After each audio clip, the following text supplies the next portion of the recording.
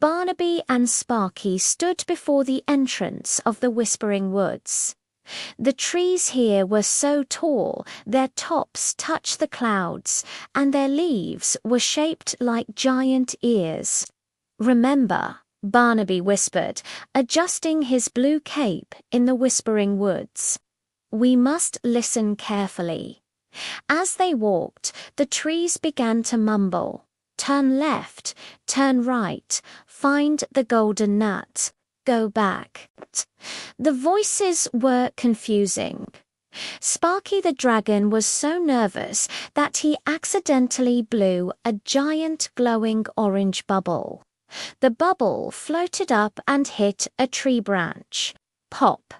Suddenly, the trees stopped whispering and started to giggle. The orange bubble was filled with giggle mist. "Look," Mimi the mouse pointed with her tiny paw. Behind a thick curtain of ivy, they saw a river, but the water wasn't flowing, it was jumping. This was the Laughing River.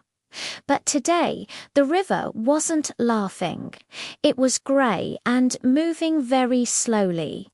In the middle of the river, stuck on a flat stone, was a big blue turtle named Titus. Titus was the guardian of the river's music. "Oh, young heroes," Titus groaned. "The stone of songs has been stolen by the shadow crows. Without the music, the water is too tired to flow. If the water doesn't flow, the colors of the forest will never come back." Barnaby looked at the high cliffs above the river. The shadow crows lived up there in nests made of dark clouds. "I will climb the cliff," Barnaby said bravely. "But you are so small," Titus the turtle said. "I am small, but I am fast," Barnaby replied. Barnaby climbed the slippery rocks like a little lightning bolt. When he reached the top, he saw the shadow crows. They weren't mean. They were just sad because they couldn't sing. They had stolen the stone of songs, hoping it would help them find their voices. Barnaby didn't use his wooden sword. Instead, he shared his acorns with them. "You don't need to steal music," Barnaby said kindly. "Music is everywhere if you listen to your friends."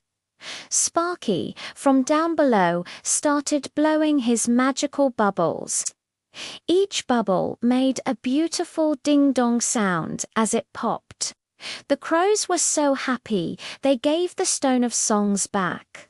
Barnaby slid down the cliff, placed the stone back into the river, and suddenly the water turned bright turquoise and started to sing a happy song. "You did it," Sparky cheered, accidentally blowing a bubble that looked like a heart. They had saved the river, but the dark valley was still ahead of them, and the heart star was still missing.